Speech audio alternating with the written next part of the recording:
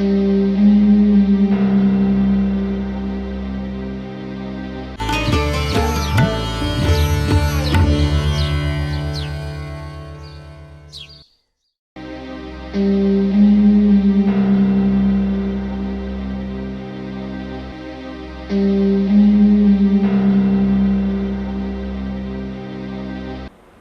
विच starting दे विच जिद्दां मैं कहां कि मेरा जिहड़ा जन्म है वो मानसा जिले दे पिंड रायपुर माखा दे विच होया ते वो मेरे नानका पिंड सी। ते उस तो बाद मेरे पापा मैं ला मैं 4-5 साल दी हूँ। मेरे पापा जॉब करते सी उत्थे पंचायत सैकटरी सी मानसा दे विच लोकल। ਤਾਂ ਉਹ ਮੰਮੀ ਮੇਰੇ ਥੋੜ੍ਹਾ ਆ ਕੇ ਰਾਜੀ ਨਹੀਂ ਸੀਗੇ ਕਿਉਂਕਿ ਮੇਰੇ ਜਿਹੜੇ ਨਾਨੀ ਮਾਂ ਸੀਗੇ ਉਹ ਇਕੱਲੇ ਸੀ। ਮਾਮਾ ਜੀ ਦੀਆਂ 2 ਮੈਰਿਜ ਸੀਗੀਆਂ ਅਤੇ ਉਹ ਮਾਮਾ ਮਾਮੀ ਜੀ ਬਹੁਤੇ ਮੇਰੀ ਨਾਨੀ ਨੂੰ ਕੇਅਰ ਨਹੀਂ ਸੀ ਕਰਦੇ ਅਤੇ ਉਹ ਇਸ ਕਰਕੇ ਮੰਮੀ ਨੂੰ ਉੱਥੇ ਰਹਿਣਾ ਪੈਂਦਾ ਸੀ। ਇਹ ਛੋਟੀ ਭੈਣ ਹੋਣ ਕਰਕੇ ਉਹਨਾਂ ਦੀ ਜ਼ਿੰਮੇਵਾਰੀ ਸੀ। ਪਰੰਤੂ ਪਾਪਾ ਇੱਕ ਵਾਰੀ ਜਿਵੇਂ ਇੱਦਾਂ ਕਹਦੇ ਵੀ ਭੁਲੇਖੇ ਨਾਲ ਲੈ ਆਏ ਸੀ ਅਤੇ ਉਦੋਂ ਨਾਲ ਮੈਂ ਵੀ ਸੀ। उन्होंने किराए ते मकान लिया होया सी ते उस तो बाद फिर असी उत्थे रहन लग गए सी। फिर मम्मी नूं जाण नहीं सी दिता ते फिर मेरा छोटा ब्रदर सी नाल ते वड्डा जिहड़ा मेरा ब्रदर सी वो साडे मेरे दादके पिंड ही पढ़दा सीगा ते उह सानूं फिर स्कूल च लगाता सी उन्होंने। उत्थे खालसा हाई स्कूल है। खालसा हाई स्कूल दे विच मैं अपनी स्टार्ट कीती है शुरू तो प्राइमरी सिक्ख्या जिहड़ी मानसा तो। तो छोटा ब्रदर मेरे नाल सी ते साल के बाद फिर जिहड़ा बड़े भाई साहब से मेरे वो भी उत्थे बुला लए सी असी ते उत्थे फिर असी प्राइमरी तक पहलां लई सिक्ख्या ते उस तो बाद फिर हाई स्कूल सीगा को एजुकेशन स्कूल सी। उत्थे असी तीनों भैन भरा इक्को ही स्कूल च पढ़े ते उत्थे मैं जिद्दां कह दियां कि उत्थे मैनूं कोई ज़्यादा नहीं आपां कह सकदे कि मैनूं कोई ਸਾਹਿਤ ਵੱਲ ਕੋਈ ਬਹੁਤਾ ਰੁਚੀ ਸੀ ਜਾਂ ਲਗਨ ਸੀ ਜਾਂ ਮੈਂ ਕਿਸੇ ਨੂੰ ਪੜ੍ਹਿਆ ਸੀ। ਹਾਂ ਇੰਨਾ ਜ਼ਰੂਰ ਹੁੰਦਾ ਸੀ ਕਿ ਜਿਹੜੀਆਂ ਪੰਜਾਬੀ ਦੀਆਂ ਜਿਹੜੀਆਂ ਕਵਿਤਾਵਾਂ ਹੁੰਦੀਆਂ ਸੀ ਜਾਂ ਕਹਾਣੀਆਂ ਜਿੱਦਾਂ ਪੰਜਾਬੀ ਸਾਹਿਤ ਪੰਜਾਬੀ ਦੀ ਜਿਹੜੀ ਆਪਣੀ ਬੁੱਕ ਲੱਗੀ ਹੁੰਦੀ ਸੀਗੀ ਸਿਲੇਬਸ ਦੇ ਵਿੱਚ ਉਹਨੂੰ ਬੜੇ ਚਾਅ ਨਾਲ ਪੜ੍ਹਦੇ ਹੁੰਦੇ ਸੀ ਤੇ ਨੰਬਰ ਵੀ ਬੜੇ ਅੱਛੇ ਲੈਂਦੇ ਹੁੰਦੇ। ਇੰਨਾ ਕੁ ਹੀ ਹੁੰਦਾ ਸੀ। ਤੇ ਉਸ ਤੋਂ ਬਾਅਦ ਮੈਂ +1 2 ਸੀ ਜਿਹੜੀ ਉਹ ਮੈਡੀਕਲ ਗਰੁੱਪ ਥੋੜ੍ਹਾ ਜਿਹਾ ਸਿਲੈਕਟ ਕੀਤਾ ਤੇ ਤੁਹਾਨੂੰ ਮੈਡੀਕਲ ਗਰੁੱਪ ਦਾ ਤੁਹਾਨੂੰ ਪਤਾ ਹੁੰਦਾ ਵੀ ਥੋੜ੍ਹਾ ਜਿਹਾ ਟਫ ਹੁੰਦਾ ਹੈ ਤਾਂ ਪੜ੍ਹਾਈ ਵੱਲ ਹੀ ਧਿਆਨ ਰਿਹਾ ਤਕਰੀਬਨ। ਪੜ੍ਹਾਈ ਉਸ ਤੋਂ ਬਾਅਦ +2 ਤੋਂ ਬਾਅਦ ਫਿਰ ਮੈਂ ਮਨ ਬਣਾਇਆ ਕਿ ਮੈਂ BSc ਮੈਡੀਕਲ ਕਰਨੀ ਹੈ। ਤਾਂ ਸਾਡਾ ਉੱਧਰ ਮਾਲਵੇ ਦਾ ਏਰੀਆ ਅਤੇ ਉਹ ਉਸ ਟਾਈਮ 'ਤੇ ਜ਼ਿਆਦਾ ਕੋਈ ਸਕੂਲ ਕਾਲਜ ਹੈ ਨਹੀਂ ਸੀਗੇ ਲੜਕੀਆਂ ਲਈ। ਇਹ ਉੱਧਰ ਮਾਲਵੇ ਦਾ ਥੋੜ੍ਹਾ ਜਿਹਾ ਇੱਦਾਂ ਹੀ ਕਹਿ ਲਓ ਵੀ ਸਾਡਾ ਜਿਹੜਾ ਮਾਨਸਾ ਬਠਿੰਡਾ ਬੈਲਟ ਹੈ ਉਹ ਲੜਕੀਆਂ ਦੀ ਐਜੂਕੇਸ਼ਨ ਦੇ ਮਾਮਲੇ 'ਚ ਜ਼ਿਆਦਾ ਆਪਾਂ ਜਿਵੇਂ ਕਹਿ ਸਕਦੇ ਹਾਂ ਕਿ ਬੈਕਵਰਡ ਹੀ ਸੀ। ਬਹੁਤ ਪੇਰੈਂਟਸ ਹੁੰਦੇ ਸੀ ਜਿਹੜੇ ਬੱਚਿਆਂ ਨੂੰ ਲੜਕੀਆਂ ਨੂੰ ਅੱਗੇ ਜਿਹੜੇ ਲੈ ਕੇ ਜਾਂਦੇ ਸੀ ਸਟੱਡੀ ਦੇ ਵਿੱਚ। ਇੱਕ ਵਾਰੀ ਮੈਨੂੰ ਵੀ ਮੇਰੇ ਪੇਰੈਂਟਸ ਨੇ ਕਿਹਾ ਸੀ ਕੋਈ ਤੂੰ ਲੋਕਲ ਆਰਟਸ ਕਰ ਲੈ ਪਰ ਮੈਂ ਜਿੱਦ ਕਰੀ ਕਿ ਮੈਂ ਨਹੀਂ ਮੈਂ BSc ਮੈਡੀਕਲ ਹੀ ਕਰਨੀ ਆ। ਤਾਂ ਮੇਰੀ 2-4 ਹੋਰ ਸਾਥ ਨਾਲ ਸੀ ਅਤੇ ਫਿਰ ਅਸੀਂ ਉੱਥੇ ਦੇਸ਼ ਸਮਾਜ ਕਾਲਜ ਫਿਰੋਜ਼ਪੁਰ ਵਿੱਚ ਜਾ ਕੇ ਐਡਮਿਸ਼ਨ ਲੈ ਲਈ ਸੀ। ਤੇ ਐਡਮਿਸ਼ਨ ਲੈਣ ਤੋਂ ਬਾਅਦ ਉਹੀ ਗੱਲ BSc ਅਸੀਂ ਥੋੜ੍ਹੇ ਜਿਹੇ ਪੇਂਡੂ ਖੇਤਰ 'ਚੋਂ ਗਏ ਸੀ। ਉੱਥੇ ਵੀ ਸਾਡੇ ਨਾਲ ਇੱਦਾਂ ਕਹਿ ਦਈਏ ਕਿ ਡਿਸਕ੍ਰਿਮੀਨੇਸ਼ਨ ਜੀ ਹੋਈ ਸੀ। ਲੱਗਦੇ ਸੀ ਕਿ ਇਹ ਬੈਕਵਰਡ ਏਰੀਏ 'ਚੋਂ ਆਏ ਆ। ਪਰ ਹੌਲੀ ਹੌਲੀ ਮੇਰਾ ਥੋੜ੍ਹਾ ਜਿਹਾ ਗਾਇਕੀ ਵੱਲ ਵੀ ਸੀਗਾ ਮੈਨੂੰ। ਹੌਲੀ ਹੌਲੀ ਮੈਂ ਜਿਵੇਂ ਕੋਈ ਛੋਟੇ ਫੰਕਸ਼ਨ ਹੋਣੇ ਕਾਲਜ ਦੇ ਤਾਂ ਉੱਥੇ ਮੈਂ ਗਾ ਲੈਣਾ ਛੋਟਾ ਮੋਟਾ ਕੋਈ ਗਰੁੱਪ ਦੇ ਵਿੱਚ ਗਾ ਲੈਣਾ ਅਤੇ ਜਾਂ ਛੋਟੇ ਮੋਟੇ ਜਿਵੇਂ ਸ਼ੇਅਰ 2-4 ਲਿਖ ਲੈਣੇ। ਤਾਂ ਸ਼ੇਅਰ ਲਿਖਦਾ ਮੈਨੂੰ ਥੋੜ੍ਹੀ ਜਿਹੀ ਚੇਟਕ ਲੱਗਣੀ ਸ਼ੁਰੂ ਹੋ ਗਈ। ਇੱਕ ਮੇਰੇ ਭਾਈ ਸਾਹਿਬ ਉਦੋਂ ਗਵਾਲੀਅਰ MSc ਕਰਦੇ ਹੁੰਦੇ ਸੀ ਤਾਂ ਇਹਨਾਂ ਨੇ ਮੈਨੂੰ ਲੈਟਰ ਲਿਖਣਾ ਉੱਥੇ ਬੜੇ ਸੋਹਣੇ ਸ਼ੇਅਰ ਉਹ ਖੁਦ ਬੜਾ ਅੱਛਾ ਲਿਖਦੇ ਨੇ ਉਹ ਖੁਦ ਉਹ। ਅਤੇ ਹੁਣ ਉਹਨਾਂ ਦਾ ਤਕਰੀਬਨ ਥੋੜ੍ਹਾ ਜਿਹਾ ਖੜੋਤ ਜੀ ਆ ਗਈ। ਕੁਝ ਇੱਦਾਂ ਦੇ ਹਾਲਾਤ ਬਣ ਜਾਂਦੇ ਨੇ ਜ਼ਿੰਦਗੀ ਦੇ ਵਿੱਚ ਅਤੇ ਉਹ ਬੜੇ ਸੋਹਣੇ ਸ਼ੇਅਰ ਉਹਨਾਂ ਨੇ ਮੈਨੂੰ ਲੈਟਰ ਦੇ ਵਿੱਚ ਲਿਖਣੇ ਆਪਣੀ ਭੈਣ ਨੂੰ ਸੰਬੋਧਿਤ ਕਰਕੇ। ਅਤੇ ਸਾਡੇ ਜਿਹੜੇ ਵਾਰਡਨ ਮੈਡਮ ਸੀ ਉਹ ਪੜ੍ਹਦੇ ਅਤੇ ਬੜਾ ਖੁਸ਼ ਹੁੰਦੇ ਅਤੇ ਸਾਰੇ ਕਈ ਵਾਰੀ ਜਦੋਂ ਮੀਟਿੰਗ ਹੁੰਦੀ ਤਾਂ ਸਾਰੇ ਜਿਹੜੀਆਂ ਦੂਜੀਆਂ ਲੜਕੀਆਂ ਉਹਨਾਂ ਨੂੰ ਵੀ ਦੱਸਦੀ ਕਹਿੰਦੇ ਬ੍ਰਦਰ ਨੇ ਬੜੀ ਅੱਛੀ ਲੈਟਰ ਲਿਖੀ ਆ। ਤਾਂ ਉਹ ਤੋਂ ਵੀ ਥੋੜ੍ਹੀ ਜਿਹੀ ਮੈਨੂੰ ਮੋਟੀਵੇਸ਼ਨ ਹੋਈ। ਕੁਛ ਸਕੂਲ ਦਾ ਉਦੋਂ ਕਾਲਜ ਦਾ ਮੈਗਜ਼ੀਨ ਜਿਹੜਾ ਛਪਦਾ ਹੁੰਦਾ ਤਾਂ ਉੱਥੇ ਮੈਂ ਰਚਨਾਵਾਂ ਪੜ੍ਹੀਆਂ ਤਾਂ ਮੈਨੂੰ ਵੀ ਹੋਇਆ ਕਿ ਮੈਂ ਵੀ ਕੁਛ ਨਾ ਕੁਛ ਭੇਜਿਆ ਕਰਾਂ ਮੈਗਜ਼ੀਨ ਨੂੰ। ਮੈਗਜ਼ੀਨ ਤੋਂ ਫਿਰ ਮੈਂ ਇੱਕ ਦੋ ਰਚਨਾਵਾਂ ਭੇਜਣੀਆਂ ਸ਼ੁਰੂ ਕੀਤੀਆਂ, ਲਿਖਣੀਆਂ ਸ਼ੁਰੂਆਤ ਜੀ ਕੀਤੀ ਥੋੜ੍ਹੀ ਥੋੜ੍ਹੀ। ਅਤੇ ਮੈਂ ਬ੍ਰਦਰ ਨੂੰ ਦਿਖਾਈਆਂ, ਭੇਜੀਆਂ, ਉਹ ਕਹਿੰਦਾ ਵੀ ਹਾਂ ਠੀਕ ਹੈ, ਕਾ ਸੋਹਣਾ ਲਿਖਿਆ ਤੂੰ। ਅਤੇ ਉਹ ਮੈਂ ਫਿਰ ਮੈਗਜ਼ੀਨ ਨੂੰ ਭੇਜੀਆਂ ਤਾਂ ਉਹ ਛਪ ਗਈਆਂ ਸੀ।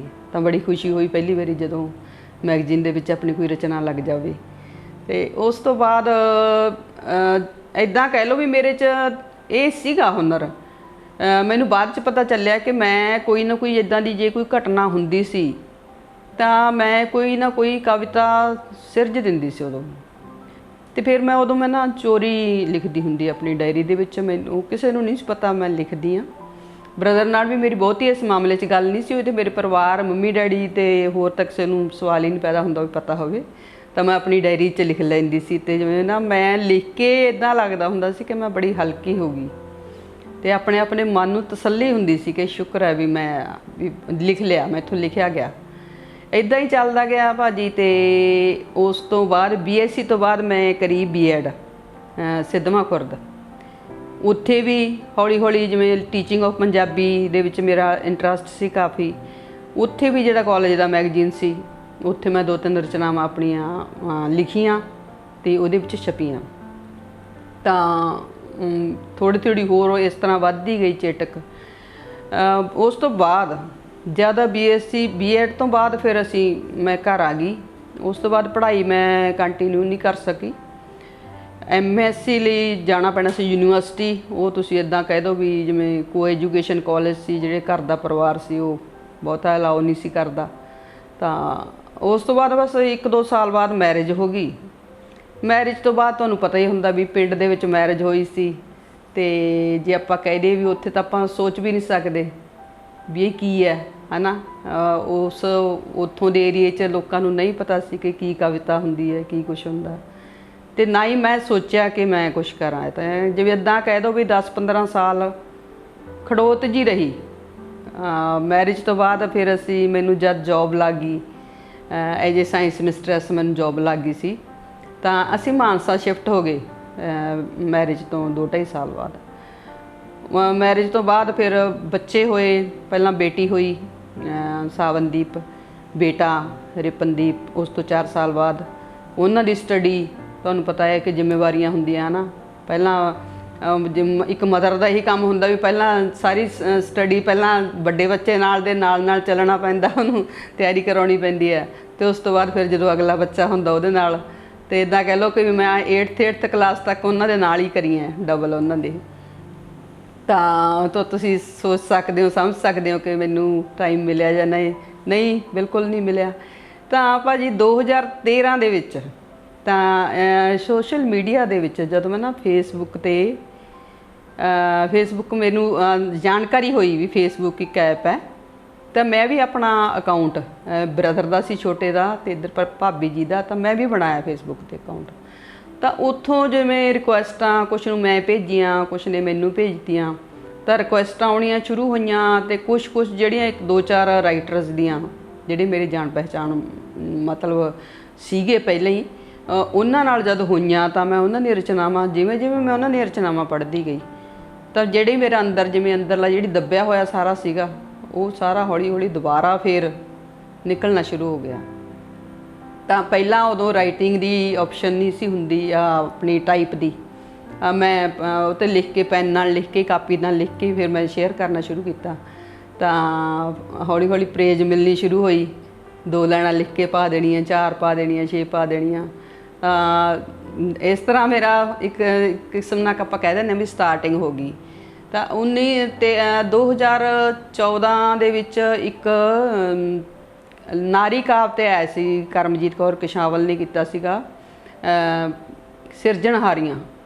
ਉਹਦੇ ਵਿੱਚ ਉਹਨਾਂ ਨੇ ਮੈਨੂੰ ਸੰਪਰਕ ਕੀਤਾ ਕਿ ਤੁਸੀਂ ਇੱਕ ਆਪਣੀ ਕਵਿਤਾ ਭੇਜੋ। ਅਤੇ ਮੈਂ ਫਿਰ ਇੱਕ ਕਵਿਤਾ ਲਿਖ ਕੇ ਉਹਨਾਂ ਨੂੰ ਭੇਜੀ, ਟਾਈਪ ਉਹਨਾਂ ਨੇ ਖੁਦ ਕਰ ਲਈ ਸੀ। ਅਤੇ ਉਹ ਸਿਰਜਣਹਾਰੀਆਂ ਦੇ ਵਿੱਚ ਮੇਰੀ ਜਿਹੜੀ ਪਹਿਲੀ ਕਵਿਤਾ ਸੀ ਉਹ ਲੱਗੀ। ਅਤੇ ਨਾਲ ਮੈਂ ਹਾਈਕੂ ਵੀ ਲਿਖਦੀ ਸੀ। ਹਾਈਕੂ ਵੀ ਬਸ ਇੱਦਾਂ ਹੀ ਕਹਿ ਲਓ ਵੀ ਮੈਨੂੰ ਫੇਸਬੁੱਕ ਤੋਂ ਹੀ ਪਤਾ ਚੱਲਿਆ ਕਿ ਹਾਈਕੂ ਕੀ ਹੁੰਦੇ ਆ। ਹਾਈਕੂ ਦੇ ਵਿੱਚ ਵੀ ਟਰਾਈ ਨਾਲ ਕਰਦੀ ਗਈ, ਅਤੇ ਤਕਰੀਬਨ ਮੇਰੇ ਕੋਲ ਇੱਕ ਬੁੱਕ ਦੇ ਕਰੀਬ ਹੁਣ ਹਾਈਕੂ ਵੀ ਲਿਖੇ ਹੋਏ ਨੇ। ਪਰ ਜਦੋਂ ਹਾਈਕੂ ਉਸ ਤੋਂ ਬਾਅਦ ਜਿਹੜਾ ਕਵਿਤਾ ਵੱਲ ਮੇਰਾ ਜ਼ਿਆਦਾ ਝੁਕਾਅ ਹੋ ਗਿਆ, ਤਾਂ ਉੱਥੋਂ ਥੋੜ੍ਹੀ ਜਿਹੀ ਫਿਰ ਉਹ ਮੈਨੂੰ ਪਿੱਛੇ ਹਟਣਾ ਪਿਆ, ਕਿਉਂਕਿ ਇੱਕੋ ਹੀ ਫੀਲਡ ਆਪਾਂ ਚੱਕਦੇ ਰਹੀਏ ਤਾਂ ਜ਼ਿਆਦਾ ਵਧੀਆ ਹੁੰਦਾ। ਜੇ ਦੋ ਪਾਸੇ ਆਪਾਂ ਪੈਰ ਜੇ ਪਸਾਰੀਏ ਫਿਰ ਨਾ ਉੱਧਰ ਦੇ ਨਾ ਉੱਧਰ ਦੇ ਹੋ ਜਾਂਦੇ ਆ। ਕਵਿਤਾਵਾਂ ਫਿਰ ਮੈਂ ਲਿਖਣੀਆਂ ਸ਼ੁਰੂ ਕਰਤੀਆਂ। ਕਵਿਤਾਵਾਂ ਲਿਖਦੀ ਇੱਦਾਂ ਮੈਨੂੰ, ਜਿਵੇਂ ਆਪਣੇ ਸੰਗਰੂਰ ਹੈਗੇ ਮਾਲਵਾ ਸਾਹਿਤ ਸਭਾ ਦੇ ਕਰਮ ਸਿੰਘ ਜ਼ਖਮੀ ਜੀ, ਉਹਨਾਂ ਨੇ ਮੇਰੇ ਨਾਲ ਸੰਪਰਕ ਕੀਤਾ ਮੇਰੀ ਕਵਿਤਾ ਪੜ੍ਹ ਕੇ। ਕਹਿੰਦੇ ਰਾਜਵਿੰਦਰ ਤੁਹਾਡੀ ਨਾ ਕਵਿਤਾਵਾਂ ਜਿਹੜੀਆਂ ਹੁੰਦੀਆਂ ਉਹ ਗਜ਼ਲ ਦੇ ਬਹੁਤ ਨੇੜੇ ਨੇ, ਤੁਸੀਂ ਇੱਦਾਂ ਕਰੋ ਵੀ ਤੁਸੀਂ ਗਜ਼ਲ ਸਿੱਖੋ।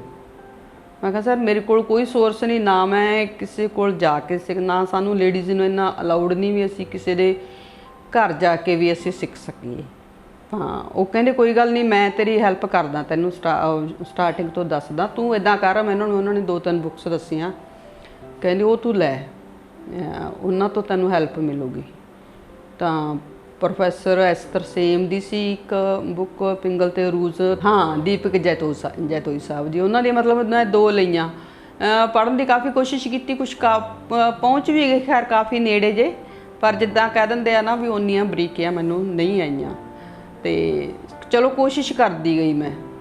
ਉਸ ਤੋਂ ਬਾਅਦ ਇੱਕ ਸੁਰਿੰਦਰ ਢੰਡਾ ਨੇ ਇੱਥੋਂ ਜਲੰਧਰ ਤੋਂ, ਉਹ ਇੱਕ ਵਾਰੀ ਅਸੀਂ ਪ੍ਰੋਗਰਾਮ 'ਚ ਇਕੱਠੇ ਹੋਏ, ਮਾਲਵਾ ਸਾਹਿਤ ਸਭਾ ਨੇ ਸਾਨੂੰ ਸੰਗਰੂਰ ਵਾਲਿਆਂ ਨੇ ਬੁਲਾਇਆ ਸੀ, ਤੇ ਉਹਨਾਂ ਤੋਂ ਫਿਰ ਮੈਂ ਘੰਟਾ ਲਿਆ ਟਾਈਮ। ਉਹ ਥੋੜ੍ਹਾ ਲਿਖ ਲੈਂਦੇ ਸੀ, ਉਹਨਾਂ ਨੂੰ ਫੇਲੋਨ ਦੀ ਪਹਿਲੀ ਜਿਹੜੀ ਫਸਟ ਬਹਿਰ ਆ ਉਹਦੇ ਬਾਰੇ ਪਤਾ ਸੀ, ਉਹਨਾਂ ਨੇ ਮੈਨੂੰ ਇੱਕ ਵਾਰੀ ਦੱਸਤਾ। ਤਾਂ ਉਸ ਤੋਂ ਬਾਅਦ ਮੈਨੂੰ ਜਿਵੇਂ ਕਹਿੰਦੇ ਹੁੰਦੇ ਬੇਸਿਕ ਪਤਾ ਚੱਲ ਗਈ ਗਜ਼ਲ ਦੀ।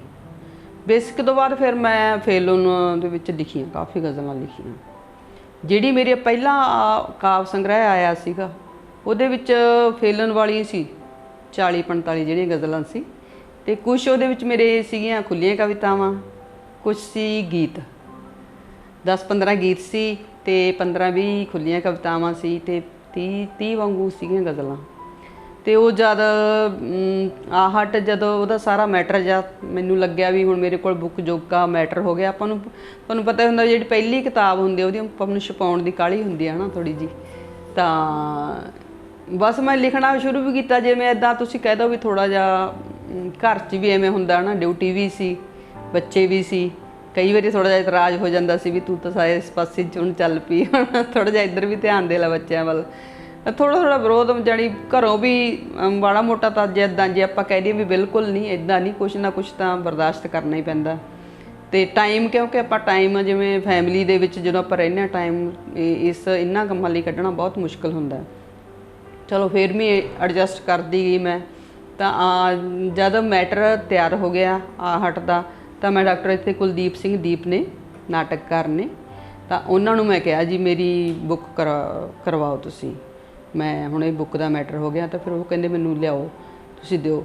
ਤਾਂ ਉਹਨਾਂ ਨੇ ਇੱਕ ਮਤਲਬ ਉਹ ਬਣਾਤਾ ਸਾਰਾ ਉਹਦਾ PDF ਵਗੈਰਾ। ਫਿਰ ਮੈਂ ਉਹਨਾਂ ਵਿੱਚੋਂ ਕੁਛ ਜਿਹੜੀਆਂ ਗੀਤ ਅਤੇ ਕਵਿਤਾਵਾਂ ਤਾਂ ਉਹਨਾਂ ਨੇ ਸੋਧ ਦਿੱਤੀਆਂ ਸੀਗੀਆਂ, ਸੁਧਾਈ ਜ਼ਰੂਰੀ ਹੈ ਜੀ, ਆਪਾਂ ਨੂੰ ਪਤਾ ਹੀ ਹੈ ਹੈ ਨਾ ਕਿਤਾਬ ਆਉਣ ਤੋਂ। ਅਤੇ ਕੁਛ ਜਿਹੜੀਆਂ ਗਜ਼ਲਾਂ ਸੀ ਉਹ ਮੈਂ ਪਹਿਲਾਂ ਭੇਜੀਆਂ ਪਾਲੀ ਖਾਦਮ ਨੂੰ। ਪਾਲੀ ਕੁਛ ਕਹਿੰਦੇ ਕੁਛ ਤੱਕ ਉਹਨੇ ਕਰਤੀਆਂ ਸੁਧਾਰ, ਤੇ ਕੁਛ ਕਹਿੰਦਾ ਜੀ ਮੇਰੇ ਕੋਲ ਟਾਈਮ ਘੱਟ ਹੈ, ਮੈਂ ਮਹੀਨਾ ਕੁ ਵੇਟ ਕਰੀ। ਫਿਰ ਮੈਂ ਡਾਕਟਰ ਕ੍ਰਿਸ਼ਨ ਭਨੋਟ ਜੀ ਜਿਹੜੇ ਆਪਣੇ ਕੈਨੇਡਾ ਵਾਲੇ, ਉਹਨਾਂ ਨੂੰ ਮੈਂ ਭੇਜੀਆਂ, ਅਤੇ ਉਹਨਾਂ ਨੇ ਬੜੇ ਚਾਅ ਨਾਲ ਕਹਿੰਦੇ ਜਿੰਨੀ ਹੈਲਪ ਕਹਿੰਦੇ ਰਾਜਵਿੰਦਰ ਮੈਂ ਤੇਰੀ ਕਰ ਸਕਦਾ ਉਨੀ ਕਰੂੰ।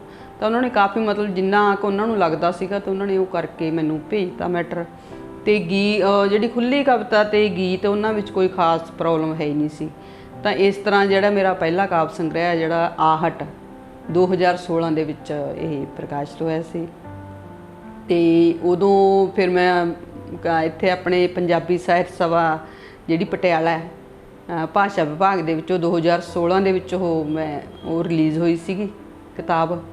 ਅਤੇ 2016 ਦੇ ਵਿੱਚ ਕਾਫੀ ਮਤਲਬ ਸਾਰੇ ਆਪਣੇ ਜਿੰਨੇ ਮੇਨ ਆਪਣੇ ਤਰਲੋਚਨ ਲੋਚੀ ਜੀ, ਮਨਜਿੰਦਰ ਧਨੋਆ ਜੀ ਅਤੇ ਪਾਲੀ ਖਾਦਮ ਜੀ, ਜਿੰਨੇ ਗਜ਼ਲਗੋਜ਼ ਸੀਗੇ ਮੇਨ ਲੁਧਿਆਣਾ ਦੇ ਅਤੇ ਜਾਂ ਇੱਥੋਂ ਦੇ ਪਰਮ ਪਰਵਿੰਦਰ, ਸਾਰੇ ਆਏ ਸੀ।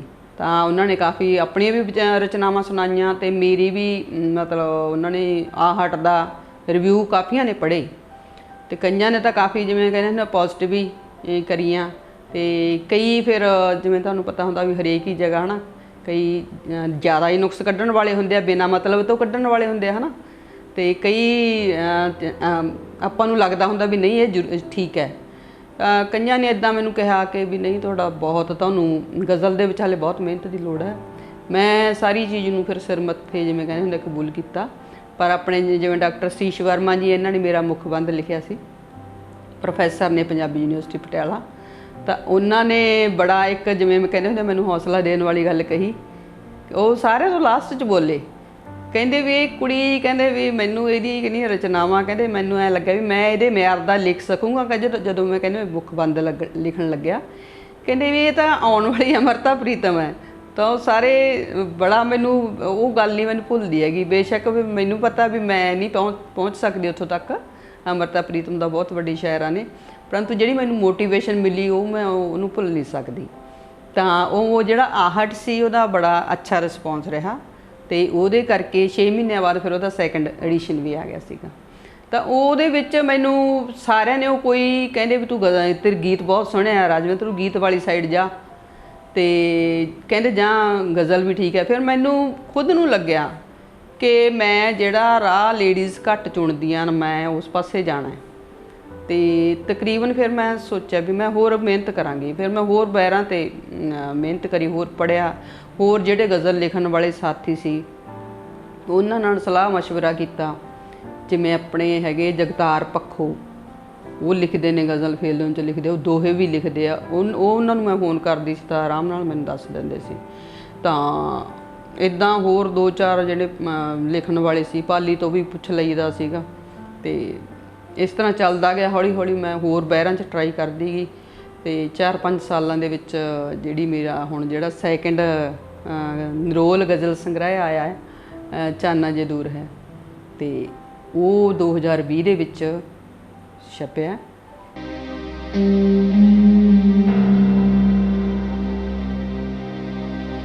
ਕਿਤਾਬਾਂ ਦੇ ਸੰਬੰਧ ਵਿੱਚ ਜੇ ਆਪਾਂ ਸੋਚੀਏ ਤਾਂ ਮੈਂ ਸ਼ੁਰੂ ਦੇ ਵਿੱਚ ਤਕਰੀਬਨ ਸੁਖਵਿੰਦਰ ਅੰਮ੍ਰਿਤ ਤੋਂ ਮੈਂ ਸਟਾਰਟ ਕੀਤਾ ਸੀ। ਸੁਖਵਿੰਦਰ ਅੰਮ੍ਰਿਤ ਦੀਆਂ ਜਿਹੜੀਆਂ ਕਵਿਤਾਵਾਂ ਸੀ ਮੈਨੂੰ ਬੜੀਆਂ ਟੱਚਿੰਗ ਜਿਹੀਆਂ ਲੱਗਦੀਆਂ ਹੁੰਦੀਆਂ, ਅਤੇ ਇੱਦਾਂ ਲੱਗਦਾ ਹੁੰਦਾ ਮੇਰੇ 'ਤੇ ਲਿਖਿਆ ਹੈ ਨਾ। ਉਹ ਉਹਨਾਂ ਦੀ ਕੋਈ ਵੀ ਪੋਇਟਰੀ ਦੀ ਬੁੱਕ ਪੜ੍ਹ ਲਓ, ਬੜੀ ਅੱਛੀ ਜੀ ਲੱਗਦੀ ਹੈ, ਸਟੈਂਡਰਡ ਜਿਹੀ ਲੱਗਦੀ ਹੈ। ਅਤੇ ਉਸ ਤੋਂ ਬਾਅਦ ਅਮਰਤਾ ਪ੍ਰੀਤਮ ਦੀ ਮੈਂ ਪੜ੍ਹੀ ਸਿੱਧੀ ਟਿਕਟ। ਆਪਾਂ ਨੂੰ ਇੱਦਾਂ ਹੈ ਕਿ ਉਹਨਾਂ ਦੇ ਜਿਹੜੇ ਰਾਈਟਰਸ ਹੈ, ਕਵੀ, ਉਹਨਾਂ ਦੀਆਂ ਜੀਵਨੀਆਂ ਜ਼ਰੂਰ ਪੜ੍ਹਨੀਆਂ ਚਾਹੀਦੀਆਂ। ਉਹਨਾਂ ਜੀਵਨੀਆਂ ਤੋਂ ਉਹਨਾਂ ਦੇ ਜਿਹੜੇ ਬੈਕਗਰਾਊਂਡ ਦਾ ਪਤਾ ਲੱਗਦਾ ਵੀ ਉਹਨਾਂ ਨੇ ਕਿਹੜੇ ਹਾਲਾਤਾਂ ਦੇ ਵਿੱਚ ਕੀ ਲਿਖਿਆ, ਕਿੱਥੋਂ ਲਿਖਿਆ। ਇਹ ਬਹੁਤ ਜ਼ਰੂਰੀ ਹੋ ਜਾਂਦਾ ਹੈ ਪੜ੍ਹਨਾ। ਅਤੇ ਮੈਂ ਇਹ ਨਹੀਂ ਕਹਿ ਸਕਦੀ ਕਿ ਮੈਂ ਪਹਿਲਾਂ ਬਹੁਤ ਪੜ੍ਹਿਆ, ਅਤੇ ਪਰ ਜਦੋਂ ਤੋਂ ਮੈਂ ਇਸ ਫੀਲਡ ਦੇ ਵਿੱਚ ਆਈ ਹਾਂ 2013-14 ਤੋਂ ਲਾ ਕੇ, ਤਾਂ ਉਸ ਤੋਂ ਬਾਅਦ ਜਿਹੜਾ ਵੀ ਪੁਰਾਣਾ ਵੀ ਸਾਹਿਤ ਪੜ੍ਹਿਆ, ਅਤੇ ਜਿਹੜਾ ਨਵਾਂ ਕੋਈ ਵੀ ਜਿਹਦੀ ਕਿਸੇ ਦੀ ਕਿਤਾਬ, ਭਾਵੇਂ ਕੋਈ ਉਹ ਨਾਵਲ ਹੈ, ਭਾਵੇਂ ਕਹਾਣੀ ਹੈ, ਭਾਵੇਂ ਕਵਿਤਾ ਹੈ, ਗਜ਼ਲ ਹੈ, ਜੋ ਵੀ ਹੈ, ਖੁੱਲ੍ਹੀ ਕਵਿਤਾ, ਸਭ ਨੂੰ ਮੈਂ ਰੱਜ ਕੇ ਪੜ੍ਹਿਆ। ਕੋਈ ਵੀ ਰਾਈਟਰ ਹੈ ਜਿਹੜਾ, ਅਤੇ ਬੜਾ ਕੁਛ, ਇਹ ਨਹੀਂ ਮੈਂ ਕਹਿ ਸਕਦੀ, ਬੜਾ ਕੁਛ ਸਿੱਖਣ ਨੂੰ ਮਿਲਿਆ। ਬੜੇ ਬੜੇ ਨਵੇਂ ਸ਼ਬਦ, ਨਵੇਂ ਕਾਫੀਏ, ਅਤੇ ਨਵੇਂ ਨਵੇਂ ਵਿਚਾਰ। ਇੱਕ ਲੇਖ ਦੀ ਸੀਗੀ ਉੱਥੇ ਸਾਡੇ ਮਾਨਸਾ ਦੇ ਰਾਈਟਰ, ਉਹਨਾਂ ਨੇ ਲਿਖਿਆ ਸੀਗਾ ਪੇਂਡੂ ਸੱਭਿਆਚਾਰ 'ਤੇ ਲਿਖੇ ਸੀ, ਅਤੇ ਮੈਨੂੰ ਲੱਗਦਾ ਮੈਂ 8-10 ਗਜ਼ਲਾਂ ਉਸਨੂੰ ਪੜ੍ਹ ਕੇ ਹੀ ਲਿਖਤੀਆਂ ਸੀ। ਆਪਾਂ ਇੱਦਾਂ ਨਹੀਂ ਕਹਿ ਸਕਦੇ। ਬਹੁਤ ਅੱਛੇ ਮਤਲਬ ਵਿਚਾਰ ਵੀ ਮਿਲਦੇ ਨੇ, ਨਵੇਂ ਆਈਡੀਏ ਮਿਲਦੇ ਆ, ਅਤੇ ਰਾਈਟਰਾਂ ਲਈ ਤਾਂ ਬਹੁਤ ਜ਼ਰੂਰੀ ਹੈ ਪੜ੍ਹਨਾ। ਅਤੇ ਜੇ ਆਪਾਂ ਸਮਾਜ ਦੀ ਗੱਲ ਕਰੀਏ ਤਾਂ ਜਿੱਥੋਂ ਤੱਕ ਜਿਵੇਂ ਘਰੇਲੂ ਲੇਡੀਜ਼ ਹੈ, ਭਾਵੇਂ ਉਹਨਾਂ ਨੂੰ ਨਹੀਂ ਮੌਕਾ ਮਿਲਦਾ, ਪਰ ਕਿਸੇ ਨਾ ਕਿਸੇ ਢੰਗ ਨਾਲ ਉਹਨਾਂ ਨੂੰ ਵੀ ਜੇ ਪੜ੍ਹਨਗੀਆਂ ਤਾਂ ਉਹ ਆਪਣੇ ਹੱਕਾਂ ਪ੍ਰਤੀ ਥੋੜ੍ਹਾ ਜਿਹਾ ਅਵੇਅਰ ਹੋਣਗੀਆਂ। ਅਤੇ ਨਹੀਂ ਤਾਂ ਆਪਾਂ ਪਿੰਡਾਂ ਦੇ ਵਿੱਚ ਇੱਦਾਂ ਦੇ ਹਾਲਾਤ ਆ, ਵਿਚਾਰੀ ਉਹਨਾਂ ਨੇ ਕੰਮ ਕਰ ਲਿਆ ਅਤੇ ਬਸ ਇੱਥੋਂ ਤੱਕ ਮਤਲਬ ਹੈ, ਚੁੱਲ੍ਹੇ ਦੇ ਕੰਮਾਂ ਤੱਕ ਮਤਲਬ ਹੈ ਉਹਨਾਂ ਨੂੰ, ਬੱਚਿਆਂ ਦੀ ਸੰਭਾਲ ਤੱਕ ਮਤਲਬ ਹੈ, ਬਾਕੀ ਨਥਿੰਗ ਐਲਸ। ਉਹਨਾਂ ਨੂੰ ਕੁਛ ਨਹੀਂ ਪਤਾ ਵੀ ਸਾਡੇ ਕੀ ਅਧਿਕਾਰ ਹੈ। ਮੈਂ ਖੁਦ ਮੇਰੇ ਸਹੁਰੇ ਘਰ ਆਂਢ ਗੁਆਂਢ 'ਚ ਇੱਦਾਂ ਦੇ ਹਾਲਾਤ ਦੇਖੇ ਕਿ ਮਤਲਬ ਇੱਕ ਕੋਈ ਸ਼ਖਸ ਸੀ, ਉਹ ਆਪਣੀ ਪਤਨੀ ਨੂੰ ਬਿਨਾਂ ਗੱਲ ਤੋਂ ਹੀ ਕੁੱਟ ਸੁੱਟਦਾ ਸੀ। ਤਾਂ ਮੇਰੇ ਮਨ 'ਚ ਇੰਨਾ ਵਿਰੋਧ ਹੋਣਾ ਵੀ ਇੱਦਾਂ ਇਹ ਕਿਉਂ ਬਰਦਾਸ਼ਤ ਕਰੀ ਜਾਂਦੀ ਹੈ, ਹੈ ਨਾ। ਪਰ ਉਹ ਮਰ ਗਈ ਵਿਚਾਰੀ, ਪਰ ਉਹਨੇ ਕੋਈ ਅਪੋਜ਼ ਨਹੀਂ ਕੀਤਾ। ਤਾਂ ਇੱਦਾਂ ਦੀਆਂ ਗੱਲਾਂ, ਘਟਨਾਵਾਂ ਸੁਣ ਕੇ ਬੜਾ ਦੁੱਖ ਹੁੰਦਾ ਵੀ ਇਹ ਵਿਚਾਰੀ ਇਗਨੋਰੈਂਸ 'ਚ ਹੀ, ਜਿਵੇਂ ਅਨਪੜ੍ਹਤਾ 'ਚ ਹੀ ਲਾ ਲਓ, ਹੈ ਨਾ। ਜੇ ਮਾੜਾ ਮੋਟਾ ਪੜ੍ਹੀ ਹੁੰਦੀ ਤਾਂ ਕੁਛ ਨਾ ਕੁਛ ਇਹਨੇ ਪੜ੍ਹਿਆ ਹੁੰਦਾ ਵੀ ਕੀ ਔਰਤ ਦੇ ਹੱਕ ਹੁੰਦੇ ਆ, ਤਾਂ ਫਰਜ਼ਾਂ ਦੇ ਨਾਲ ਹੱਕ ਵੀ ਜ਼ਰੂਰੀ ਨੇ ਔਰਤ ਦੇ ਲਈ। ਤਾਂ ਹੋ ਸਕਦਾ ਉਹ ਮਾੜਾ ਮੋਟਾ ਕੋਈ ਕਦਮ ਚੱਕਦੀ, ਤਾਂ ਉਹਦੀ ਇਹ ਹਾਲਤ ਹੈ ਜਿਹੜੀ ਉਹ ਨਾ ਹੁੰਦੀ। ਔਰਤਾਂ ਦੇ ਨਾਲ ਬਾਕੀ ਕਵਿਤਾਵਾਂ ਲੇਖਕਾਂ ਦਾ ਤੁਹਾਨੂੰ ਦੱਸਿਆ ਹੀ ਹੈ ਵੀ ਜ਼ਰੂਰੀ ਹੈ ਪੜ੍ਹਨਾ ਬਹੁਤ ਜ਼ਿਆਦਾ। ਇਹ ਨਹੀਂ ਵੀ ਜੇ ਆਪਾਂ ਗਜ਼ਲ ਗੋਆਂ ਤਾਂ ਗਜ਼ਲਾਂ ਹੀ ਪੜ੍ਹੀਏ, ਤਾਂ ਸਾਰੀ ਕਿਸਮ ਦੀਆਂ ਵਿਧਾਵਾਂ ਜਿਹੜੀਆਂ ਪੜ੍ਹਨੀਆਂ ਚਾਹੀਦੀਆਂ। ਮੈਂ ਨਾਵਲ ਪੜ੍ਹੇ ਨੇ ਪ੍ਰਗਟ ਸਤੌਜ ਦੇ, ਨਾਜ ਫਰੋਸ਼ ਲਾ ਲਓ, ਜਾਂ ਜਿਵੇਂ ਖੁਸਰਿਆਂ 'ਤੇ ਨਾਵਲ ਹੈ ਆਪਣਾ ਹਰਕੀਰਤ ਕੌਰ ਚਹਿਲ ਦਾ ਅੰਤਰਗ੍ਰਹਿਣ। ਇਹ ਇੱਦਾਂ ਦੇ ਨਾਵਲ ਹੈ ਵੀ ਇਹ ਨਾ ਅਗਲਾ 10-15-20 ਦਿਨ ਇਹਦੇ 'ਚੋਂ ਨਿਕਲਦਾ ਨਹੀਂ, ਇੱਦਾਂ ਲੱਗਦਾ ਮੈਂ ਉਸੇ ਮਾਹੌਲ 'ਚ ਮੈਂ ਰਹਿ ਰਿਹਾ। ਕਈ ਰਾਈਟਰ ਇੱਦਾਂ ਦੇ ਹੁੰਦੇ ਆ ਜਿਹੜੇ ਕਹਾਣੀਆਂ ਬੜੀਆਂ ਅੱਛੀਆਂ ਸਿਰਜਣੇ। ਭੁਪਿੰਦਰ ਸਿੰਘ ਮਾਨ ਹੈ ਇੱਕ ਬ੍ਰਦਰ ਹੀ ਲੱਗਦਾ ਮੇਰਾ, ਉਹਦੀਆਂ ਵੀ ਕਹਾਣੀਆਂ ਬੜੀਆਂ ਅੱਛੀਆਂ ਹੁੰਦੀਆਂ। ਜਤਿੰਦਰ ਹਾਂਸ ਦੀਆਂ ਕਹਾਣੀਆਂ ਲਾ ਲਓ ਤੁਸੀਂ, ਜਸਵੀਰ ਰਾਣਾ ਦੀਆਂ, ਅਤੇ ਬੜਾ ਕੁਛ ਮੈਟਰ ਉਹਦੇ 'ਚੋਂ ਬੜਾ ਸਿੱਖਣ ਨੂੰ ਵੀ ਮਿਲਦਾ ਹੈ ਅਤੇ ਸਿੱਖਿਆਦਾਇਕ ਵੀ ਹੁੰਦਾ। ਅਤੇ ਅੱਗੇ ਆਪਣੀ ਜਿਹੜੀ ਪੋਇਟਰੀ ਲਿਖਣ ਦੇ ਵਿੱਚ ਉਹ ਵੀ ਬੜਾ ਉਹਦਾ ਅੱਛਾ ਜਿਵੇਂ ਯੋਗਦਾਨ ਹੁੰਦਾ ਹੈ। ਅਤੇ ਬਾਕੀ ਸੁਰਜੀਤ ਪਾਤਰ ਨੂੰ ਵੀ ਪੜ੍ਹਨ ਦੀ ਕੋਸ਼ਿਸ਼ ਕਰੀ ਹੈ। ਪ੍ਰੋਫੈਸਰ ਆਪਣੇ ਗੁਰਭਜਨ ਗਿੱਲ ਜੀ, ਇਹਨਾਂ ਦੀ ਤਾਂ ਮੈਂ ਕਹਿੰਦੀ ਹਾਂ ਭਾਵੇਂ ਮੈਨੂੰ ਲੱਗਦਾ ਉਹ ਸ਼ਾਇਦ ਤਾਂ ਫੇਲੂਨ 'ਚ ਲਿਖਦੇ ਨੇ, ਪਰ ਕਮਾਲ ਦੇ ਉਹਨਾਂ ਦੇ ਜਿਹੜੇ ਮੌਕੇ ਦੇ ਕਰੰਟ ਜਿਹੜੇ ਵਿਸ਼ੇ ਉਹ ਲੈਂਦੇ ਆ ਨਾ, ਅਤੇ ਬੜਾ ਅੱਛਾ ਲੱਗਦਾ ਉਹਨਾਂ ਨੇ ਪੜ੍ਹ ਕੇ ਵੀ। ਜਿਵੇਂ ਇੱਕ ਕੱਲਾ ਸ਼ੇਅਰ ਹੀ ਵੀ ਐਂ ਲੱਗਦਾ ਵੀ 10-10 ਵਾਰ ਪੜ੍ਹੀਏ। ਬੜਾ ਅੱਛਾ ਲਿਖਦੇ ਨੇ ਉਹਨਾਂ ਦੀ, ਮੈਂ ਬੜੀ ਪ੍ਰਭਾਵਿਤ ਹੁੰਦੀ ਹਾਂ ਉਹਨਾਂ ਦੀ ਇਸ ਪੋਇਟਰੀ ਤੋਂ। ਬਾਕੀ ਹੋਰ ਜਿਵੇਂ ਬਹੁਤ ਚੱਲ ਹੀ ਰਿਹਾ ਠੀਕ ਨੇ, ਪਾਲੀ ਖਾਦਮ ਵਗੈਰਾ, ਕੋਈ ਵੀ ਨਵੇਂ ਰਾਈਟਰ ਹੈ ਜਾਂ ਪੁਰਾਣੇ ਆ, ਅਤੇ ਪੁਰਾਣਿਆਂ ਨੂੰ ਮੈਂ ਜਿਵੇਂ ਕਿਉਂਕਿ ਕਹਿ ਹਾਂ ਕਿ ਮੈਂ ਸਾਇੰਸ ਨਾਲ ਸੰਬੰਧਿਤ ਹੋਣ ਕਰਕੇ ਬਹੁਤਾ ਪੰਜਾਬੀ ਪੁਰਾਣਾ ਸਾਹਿਤ ਨਹੀਂ ਪੜ੍ਹਿਆ, ਪਰੰਤੂ ਜਿਹੜੇ ਨਵੇਂ ਨੇ ਤਕਰੀਬਨ ਸਭ ਨੂੰ ਮੈਂ ਨਾਲ ਪੜ੍ਹ ਵੀ ਰਹੀ ਹਾਂ, ਅਤੇ ਅੱਗੇ ਤੋਂ ਉਮੀਦ ਹੈ ਵੀ ਪੜ੍ਹਦੀ ਵੀ ਜਾਵਾਂਗੀ। ਅਤੇ ਉਮੀਦ ਇਹੋ ਹੈ ਜੀ, ਪੜ੍ਹਨਾ ਚਾਹੀਦਾ, ਜ਼ਰੂਰ ਪੜ੍ਹਨਾ ਚਾਹੀਦਾ। ਬਾਕੀ ਸਭ ਤੋਂ ਜ਼ਰੂਰੀ ਗੱਲ ਹੈ ਵੀ ਜਿਹੜੀਆਂ ਕਾਲਜ ਦੇ ਸਟੂਡੈਂਟ ਅਤੇ ਜਿਹੜੇ ਆਪਣੇ ਸਟੂਡੈਂਟਸ ਨੇ, ਬੱਚੇ ਆ, ਉਹਨਾਂ ਦੇ ਵਿੱਚ ਸਾਹਿਤ ਦੀ ਰੁਚੀ ਹੋਣਾ ਜ਼ਰੂਰੀ ਹੈ। ਮੇਰੀਆਂ ਸਟੂਡੈਂਟਸ ਸੀ, ਮੈਂ ਲੰਗ ਸਕੂਲ ਦੇ ਵਿੱਚ ਸੀ ਪਹਿਲਾਂ, ਸਰਕਾਰੀ ਸੀਨੀਅਰ ਸੈਕੰਡਰੀ ਸਕੂਲ ਲੰਗ ਪਟਿਆਲਾ ਵਿਖੇ। 3-4 ਬੱਚੀਆਂ ਇੱਦਾਂ ਦੀਆਂ ਸੀ ਜਿਹੜੀਆਂ ਲਿਖਦੀਆਂ ਸੀ, ਪਰ ਉਹੀ ਗੱਲ ਫੇਰ ਲਾ ਲਓ ਵੀ ਉਹ ਵਿਚਾਰੀਆਂ ਕਾਪੀ ਦੇ ਵਿੱਚ ਹੀ ਸਾਂਭੀ ਰੱਖਦੀਆਂ ਸੀ। ਅਤੇ ਹਾਲੇ ਤੱਕ ਆਪਣੇ ਸਮਾਜ ਨੇ ਇਹ ਮਾਨਤਾ ਨਹੀਂ ਦਿੱਤੀ ਬੱਚਿਆਂ ਨੂੰ ਲਾ ਲਓ, ਕੁੜੀਆਂ ਨੂੰ ਲਾ ਲਓ, ਔਰਤਾਂ ਨੂੰ ਲਾ ਲਓ, ਵੀ ਉਹ ਖੁੱਲ੍ਹ ਕੇ ਆਪਣੇ ਮਨ ਦੀ ਗੱਲ ਸਮਾਜ ਦੇ ਸਾਹਮਣੇ ਰੱਖ ਸਕਣ। ਆਪਦੀਆਂ ਮਨ ਦੀਆਂ ਦਿਲ ਦੀਆਂ ਭਾਵਨਾਵਾਂ ਨੂੰ ਚਾਹ ਕੇ ਵੀ ਨਹੀਂ ਰੱਖ ਸਕਦੀਆਂ।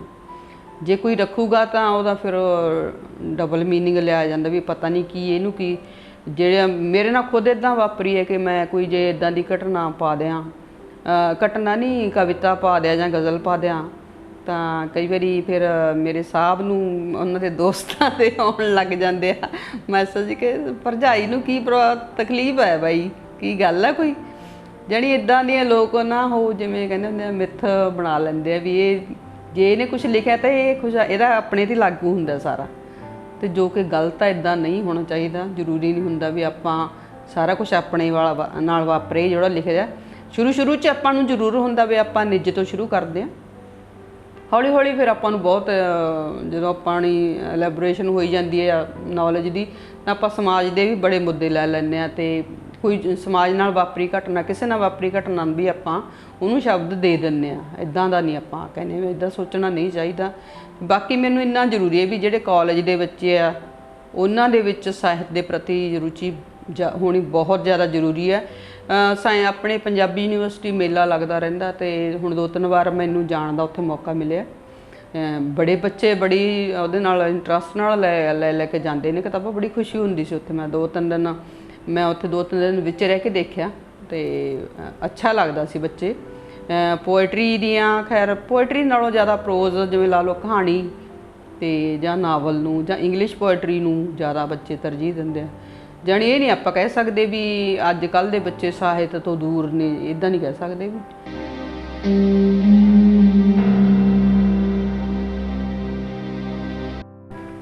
ਹਾਂਜੀ, ਜਿਵੇਂ ਛੋਟੇ ਬੱਚਿਆਂ ਦੇ ਵਿੱਚ ਆਪਾਂ ਲਗਾ ਲਓ, ਮੇਰੀ ਸਟੂਡੈਂਟ ਹੈ ਇੱਕ ਹਰਪ੍ਰੀਤ, +2 ਦੇ ਵਿੱਚ +2 ਕਰਕੇ ਗਈ ਸੀ ਸਾਡੇ ਕੋਲੋਂ, ਅਤੇ ਹੁਣ ਉਹ ਕਵਿਤਾਵਾਂ ਲਿਖਦੀ ਹੈ। ਜਿਹੜੀ ਵੀ ਕਵਿਤਾ ਲਿਖਦੀ ਹੈ ਮੇਰੇ ਨਾਲ ਸ਼ੇਅਰ ਕਰਦੀ ਹੈ ਉਹ, ਤਾਂ ਮੈਨੂੰ ਬੜਾ ਅੱਛਾ ਲੱਗਦਾ ਹੈ। ਅਤੇ ਉਹਨੂੰ ਇੰਨੀ ਖੁਸ਼ੀ ਹੁੰਦੀ ਹੈ ਨਾ ਕੁੜੀ ਨੂੰ, ਉਹ ਮਤਲਬ ਉਹ ਕਈ ਵਾਰੀ ਉਹਨੇ ਮੇਰੀਆਂ ਵੀ ਗਜ਼ਲਾਂ ਗਾ ਦਿੰਦੀ ਹੈ, ਫਿਰ ਮੈਨੂੰ ਗਾ ਕੇ ਭੇਜਦੀ ਹੈ।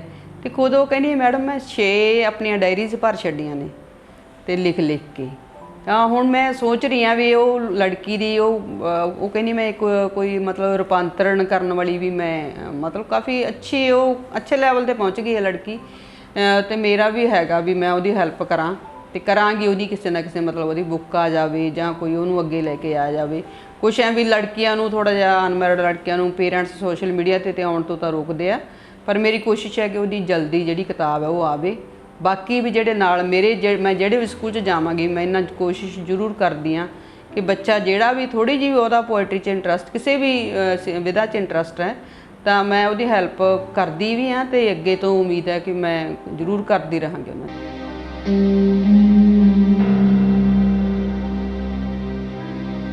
ਹਾਂਜੀ, ਸਮਾਜ ਦੇ ਵਿੱਚ ਆਪਾਂ ਇੱਦਾਂ ਕਹਿ ਸਕਦੇ ਹਾਂ ਵੀ ਜਿਹੜੀਆਂ ਲੜਕੀਆਂ ਨੇ ਉਹਨਾਂ ਨੂੰ ਸਹੀ ਉਹਨਾਂ ਨੂੰ ਪਨਪਣ ਦਾ ਮੌਕਾ ਨਹੀਂ ਦਿੱਤਾ ਜਾਂਦਾ। ਉਹਨਾਂ ਨੂੰ ਜਿਵੇਂ ਇੱਦਾਂ ਕਹਿ ਦਿਓ ਵੀ ਮੁੰਡਿਆਂ ਦੇ ਆਪਾਂ ਕਹਿ ਦਿੰਦੇ ਹਾਂ ਵੀ ਲੜਕਿਆਂ ਦੇ ਬਰਾਬਰ ਲੜਕੀਆਂ ਨੇ ਆਪਾਂ, ਪਰ ਮੈਂ ਖੁਦ ਮਹਿਸੂਸ ਕੀਤਾ ਵੀ ਆਪਾਂ ਇੱਧਰ ਇੰਡੀਆ ਦੇ ਵਿੱਚ ਆਪਾਂ ਜ਼ਰੂਰ, ਮੈਨੂੰ ਨਹੀਂ ਲੱਗਦਾ ਵੀ ਆਪਾਂ ਬਰਾਬਰੀ ਚਾਹ ਕੇ ਵੀ ਨਹੀਂ ਆਪਾਂ ਲੜਕੀਆਂ ਨੂੰ ਲੜਕਿਆਂ ਦੇ ਬਰਾਬਰ ਰੱਖ ਸਕਦੇ। ਲੜਕਾ ਜੇ ਰਾਤ ਨੂੰ ਲੇਟ ਆਵੇ ਤਾਂ ਆਪਾਂ ਨੂੰ ਨੋ ਪ੍ਰੋਬਲਮ, ਕੋਈ ਗੱਲ ਨਹੀਂ 9 ਵਜੇ ਆ ਜੂ, ਤੇ ਜੇ ਲੜਕੀ ਆਏਗੀ ਤਾਂ ਆਪਾਂ 100 ਕਿੰਤੂ ਪਰੰਤੂ, ਤੇ ਨਾਲ ਆਪਣੇ ਮਨ ਦੇ ਵਿੱਚ ਡਰ ਵੀ ਹੁੰਦਾ, ਭੈ ਵੀ ਹੁੰਦਾ। ਆਪਾਂ ਨੂੰ ਸਾਰਾ ਸਮਾਜ ਨਹੀਂ ਦਿੱਤਾ ਹੋਇਆ। ਇੱਦਾਂ ਹੀ ਸੋਚਣਾ ਚਾਹੀਦਾ ਕਿ ਆਪਣੇ ਜਿਹੜੇ ਲੜਕੇ ਹੈ, ਆਪਣੇ ਮਾਂ ਬਾਪ ਨੂੰ ਆਪਣੇ ਲੜਕਿਆਂ ਨੂੰ ਜ਼ਰੂਰ ਸਿੱਖਿਆ ਦੇਣੀ ਚਾਹੀਦੀ ਹੈ ਕਿ ਔਰਤ ਲੜਕੀ ਦਾ ਘੱਟੋ ਘੱਟ ਇੱਦਾਂ ਸਤਿਕਾਰ ਕਰਨ ਕਿ ਉਹਨਾਂ ਨੂੰ ਬਾਹਰ ਤੁਰਦਿਆਂ ਫਿਰਦਿਆਂ ਜਿਵੇਂ ਉਹ ਆਜ਼ਾਦੀ ਨਾਲ ਵਿਚਰ ਸਕਦੀਆਂ ਦਿਨੇ ਰਾਤ ਆਪ ਵਿਚਰਦੇ ਨੇ, ਤਾਂ ਲੜਕੀਆਂ ਵੀ ਉੱਦਾਂ ਵਿਚਰਨ। ਤਾਂ ਇਹ ਸਭ ਤੋਂ ਵੱਡੀ ਪ੍ਰਾਪਤੀ ਹੋਊਗੀ ਸਾਡੀ। ਤੇ ਬਾਕੀ ਆਪਾਂ ਇਹ ਵੀ ਕਹਿੰਦੇ ਹਾਂ ਵੀ ਜੇ ਲੜਕੀ ਕੋਈ ਲਿਖਦੀ ਹੈ, ਮੈਂ ਦੇਖੀ ਹੈ ਬਹੁਤ ਕੁੜੀਆਂ ਇੱਦਾਂ ਦੇ, ਜਿਵੇਂ ਉਹ ਕੁੜੀ ਹੈ ਇੱਕ ਬਰਾੜ ਜੈਸੀ, ਉਹਨੇ ਲਿਖਿਆ ਕਿ ਮੈਂ ਸਾਊ ਕੁੜੀ ਨਹੀਂ ਹਾਂ। ਲਿਖਿਆ ਉਹਨੇ ਅੱਛਾ, ਬਹੁਤ ਸੋਹਣਾ ਅੱਛਾ ਲਿਖਿਆ, ਪਰ ਲੋਕ ਇਹ ਉਹਦਾ ਹੈਡਿੰਗ ਦੇਖ ਕੇ ਵੀ ਮੈਂ ਸਾਊ ਕੁੜੀ ਨਹੀਂ ਹਾਂ, ਵੀ ਇਹ ਤਾਂ ਪਤਾ ਨਹੀਂ ਕੀ ਲਿਖਿਆ ਹੋਊਗਾ। ਤੇ ਬੜੀ ਅੱਛੀ ਪੋਇਟਰੀ ਹੈ ਉਹਦੀ, ਪਰ ਉਹਨੂੰ ਲੋਕ ਨੈਗੇਟਿਵ ਲੈ ਕੇ ਜ਼ਿਆਦਾ ਪੜ੍ਹ ਰਹੇ ਜਿੱਥੋਂ ਤੱਕ ਮੈਨੂੰ ਲੱਗਦਾ। ਤੇ ਇੱਦਾਂ ਦਾ ਨਹੀਂ ਲੈਣਾ ਚਾਹੀਦਾ। ਕੋਈ ਜ਼ਰੂਰੀ ਨਹੀਂ ਵੀ ਜੇ ਕੋਈ ਔਰਤ ਕੁਛ ਇੱਦਾਂ ਦਾ ਲਿਖਦੀ ਹੈ, ਕੋਈ ਰੋਮਾਂਟਿਕ ਪੋਇਟਰੀ ਲਿਖਦੀ ਹੈ, ਤਾਂ ਵੀ ਉਹ ਇੱਕ ਕਿਸਮ ਦੀ ਗਲਤੀ ਹੈ ਉਹਦੇ ਕਰੈਕਟਰ ਦੇ ਵਿੱਚ। ਇੱਦਾਂ ਦੀ ਸੋਚ ਨਹੀਂ ਰੱਖਣੀ ਚਾਹੀਦੀ ਹੈ ਔਰਤਾਂ ਦੇ ਪ੍ਰਤੀ ਖਾਸ ਕਰਕੇ। ਬਾਕੀ ਇਹ ਵੀ ਭਾਵੇਂ ਕੋਈ ਆਦਮੀ ਸ਼ਾਇਰ ਹੈ ਭਾਵੇਂ ਔਰਤ ਹੈ, ਉਹਨਾਂ ਨੂੰ ਜਿਹੜੇ ਨਿਰੰਤਰ ਜਿਹੜੇ ਚੱਲ ਰਹੇ ਨੇ ਸਮਾਜਿਕ ਮੁੱਦੇ, ਉਹਨਾਂ ਵੱਲ ਖੁੱਲ੍ਹ ਕੇ ਉਹਦੇ ਵਿਚਾਰ ਦੇਣੇ ਚਾਹੀਦੇ ਆ। ਭਾਵੇਂ ਹੁਣ ਮੈਂ ਵੀ ਸਰਕਾਰੀ ਮੁਲਾਜ਼ਮ ਹਾਂ, ਪਰ ਮੈਂ ਜਿਹੜੇ ਹੁਣ ਕਿਸਾਨੀ ਸੰਘਰਸ਼ ਚੱਲ ਰਿਹਾ, ਮੈਂ ਬੜਾ ਖੁੱਲ੍ਹ ਕੇ ਕਿਸਾਨੀ ਮੁੱਦਿਆਂ 'ਤੇ ਆਪਣੀ ਗਜ਼ਲ, ਗੀਤ, ਕਵਿਤਾ ਜੋ ਵੀ ਕੁਛ ਲਿਆ ਖੁੱਲ੍ਹ ਕੇ ਲਿਖਿਆ। ਹਾਲਾਂਕਿ ਕਈ ਵਾਰੀ ਘਰੋਂ ਵੀ ਫਟਕਾਰ ਪੈ ਜਾਂਦੀ, ਕਹਿੰਦੇ ਤੂੰ ਪੰਗਾ ਕਰਵਾਏਂਗੀ। ਮੈਂ ਨਹੀਂ, ਮੈਂ ਤਾਂ ਨਹੀਂ, ਮੈਂ ਉਹ ਫਿਰ ਸ਼ਾਇਰ ਕੀ ਹੋਇਆ ਜਿਹੜਾ ਡਰ ਗਿਆ। ਮੈਂ ਤਾਂ ਲਿਖਣਾ ਹੈ, ਜੋ ਮੇਰੇ ਮਨ 'ਚ ਆਊਗਾ ਮੈਂ ਲਿਖੂੰਗੀ, ਦੇਖੀ ਜਾਊਗਾ ਜੋ ਹੋਊਗਾ। ਪਰ ਲਿਖਣਾ ਚਾਹੀਦਾ ਇੱਦਾਂ ਦਾ, ਆਪਾਂ ਨੂੰ ਨਹੀਂ ਉਹ ਕਰਨਾ ਚਾਹੀਦਾ ਵੀ ਹਾਏ ਆਪਣੀ ਸੇਫਟੀ ਸੋਚ ਕੇ। ਇਹ ਆਪਣੇ ਜਿਵੇਂ ਕਵੀ ਹੈ, ਸਾਹਿਤਕਾਰ, ਇਹਨਾਂ ਦੀ ਇੱਕ ਜ਼ਿੰਮੇਵਾਰੀ ਬਣਦੀ ਹੈ ਵੀ ਇਹਨਾਂ ਨੂੰ ਸਾਰੇ ਸਮਾਜਿਕ ਮੁੱਦੇ ਆ, ਭਾਵੇਂ ਕੋਈ ਵੀ ਹੈ, ਨਸ਼ਾ ਲਾ ਲਓ ਜਾਂ ਕੋਈ ਸਰਕਾਰ ਵੱਲੋਂ ਕੋਈ ਗਲਤ ਨੀਤੀਆਂ ਚਲਾਈਆਂ ਜਾ ਰਹੀਆਂ, ਤਾਂ ਉਹਨਾਂ ਦੇ ਪ੍ਰਤੀ ਉਹਨਾਂ ਨੂੰ ਆਵਾਜ਼ ਉਠਾਉਣੀ ਚਾਹੀਦੀ ਹੈ ਆਪਣੀ ਕਲਮ ਦੇ ਨਾਲ। ਕਲਮ ਦੇ ਵਿੱਚ ਬਹੁਤ ਸ਼ਕਤੀ ਹੁੰਦੀ ਹੈ। ਤੇ ਤੁਸੀਂ ਦੇਖਿਆ ਹੋਊਗਾ ਹੁਣ ਵੀ ਜਿਵੇਂ ਕਿਸਾਨੀ ਸੰਘਰਸ਼ 'ਤੇ ਮੈਨੂੰ ਲੱਗਦਾ ਇੰਨਾ ਸਾਹਿਤ ਰਚਿਆ ਗਿਆ ਤੇ ਕਮਾਲ ਹੀ ਹੋ ਗਈ। ਤੇ ਬੜੇ ਅੱਛੇ ਗੀਤ ਲੋਕਾਂ ਨੇ ਲਿਖੇ ਆ, ਕਵਿਤਾਵਾਂ ਗਜ਼ਲਾਂ ਦੇ ਰਾਹੀਂ। ਤੇ ਇੱਦਾਂ ਹੀ ਹੋਰ ਆ ਵੀ ਹੋਰ ਮੁੱਦੇ ਵੀ ਜਿਵੇਂ ਨਸ਼ਿਆਂ ਜਾਂ ਹੋਰ ਵੀ ਕੋਈ ਲੜਕੇ ਲੜਕੀ ਦਾ ਵਿਤਕਰਾ ਲਾ ਲਓ, ਹੈ ਨਾ, ਭਰੂਣ ਹੱਤਿਆ, ਹਰੇਕ ਵਿਸ਼ੇ 'ਤੇ ਖੁੱਲ੍ਹ ਕੇ ਲਿਖਣਾ ਚਾਹੀਦਾ, ਆਪਣੇ ਵਿਚਾਰ ਖੁੱਲ੍ਹ ਕੇ ਦੇਣੇ ਚਾਹੀਦੇ ਆ। ਲੜਕੀਆਂ ਨੂੰ ਆਜ਼ਾਦੀ ਥੋੜ੍ਹੀ ਜਿਹੀ ਦੇਣੀ ਚਾਹੀਦੀ ਹੈ। ਇਹ ਨਹੀਂ ਆਪਾਂ ਕਹਿੰਦੇ ਵੀ ਥੋੜ੍ਹਾ ਜਿਹਾ ਮੋਟਾ ਜਿੰਨਾ ਕੁ ਆਪਾਂ ਚੈੱਕ ਲੜਕਿਆਂ 'ਤੇ ਰੱਖਦੇ ਹਾਂ ਉਨਾ ਕੀ ਲੜਕੀਆਂ 'ਤੇ ਰੱਖੋ। ਉਹਨਾਂ ਨੂੰ ਇਹ ਵੀ ਨਾ ਹੋਵੇ ਉਹਨਾਂ ਨੂੰ ਕੋਈ ਸਾਹ ਘੁੱਟਣ ਵਾਲਾ ਮਾਹੌਲ ਦਿੱਤਾ ਜਾਵੇ। ਖੁੱਲ੍ਹ ਕੇ ਉਹਨਾਂ ਨੂੰ ਵਿਚਰਨ ਦਿਓ, ਖੁੱਲ੍ਹ ਕੇ ਪੜ੍ਹਾਈ ਕਰਨ, ਖੁੱਲ੍ਹ ਕੇ ਲਿਖਣ ਦੇ, ਪੜ੍ਹਨ ਦੇ ਮੌਕੇ ਦਿੱਤੇ ਜਾਣ।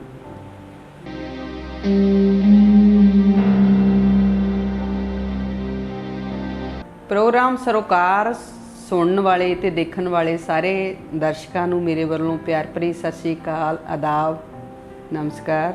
ਮੈਂ ਰਾਜਵਿੰਦਰ ਕੌਰ ਜਟਾਣਾ। ਇੱਦਾਂ ਦੇ ਜਿਹੜੇ ਉਪਰਾਲੇ ਆ, ਇਹ ਸਰੋਕਾਰ ਪ੍ਰੋਗਰਾਮ ਦੇ ਨਾਲ ਦੇ ਜਿਹੜੇ ਉਪਰਾਲੇ, ਇਹ ਲਗਾਤਾਰ ਜਿਹੜੇ ਚੱਲਣੇ ਚਾਹੀਦੇ ਆ ਤੇ ਇਹਨਾਂ ਨੂੰ ਆਪਾਂ ਨੂੰ ਬੜਾਵਾ ਵੀ ਦੇਣਾ ਚਾਹੀਦਾ ਹੈ, ਕਿਉਂਕਿ ਇਹ ਜਿਹੜਾ ਬਹੁਤ ਅੱਛਾ ਕੰਮ ਹੋ ਰਿਹਾ। ਨਾਲ ਜਿਹੜੇ ਆਪਾਂ ਅੱਛੇ ਕਵੀ ਲੱਗਦੇ ਨੇ ਆਪਾਂ ਉਹਨਾਂ ਦੀ ਜੀਵਨ ਦੇ ਜਿਹੜੀਆਂ ਉਹਨਾਂ ਦੇ ਤਜਰਬੇ ਉਹਨਾਂ ਬਾਰੇ ਸਾਂਝੇ ਕਰਕੇ ਜਿਹੜੇ ਉਹ ਕਰਦੇ ਨੇ ਆਪਾਂ ਉਹਨਾਂ ਨੂੰ ਸੁਣਦੇ ਹਾਂ ਤਾਂ ਆਪਾਂ ਨੂੰ ਬੜੀ ਅੱਛੀ ਅੱਗੇ ਤੋਂ ਜਾਣਕਾਰੀ ਮਿਲਦੀ ਹੈ। ਤੇ ਉਮੀਦ ਕਰਦੇ ਹਾਂ ਕਿ ਤੁਸੀਂ ਜਿਹੜਾ ਸਰੋਕਾਰ ਹੈ, ਜਿਹੜਾ ਚੈਨਲ ਹੈ, ਇਹਨੂੰ ਸਬਸਕ੍ਰਾਈਬ ਕਰੋਗੇ।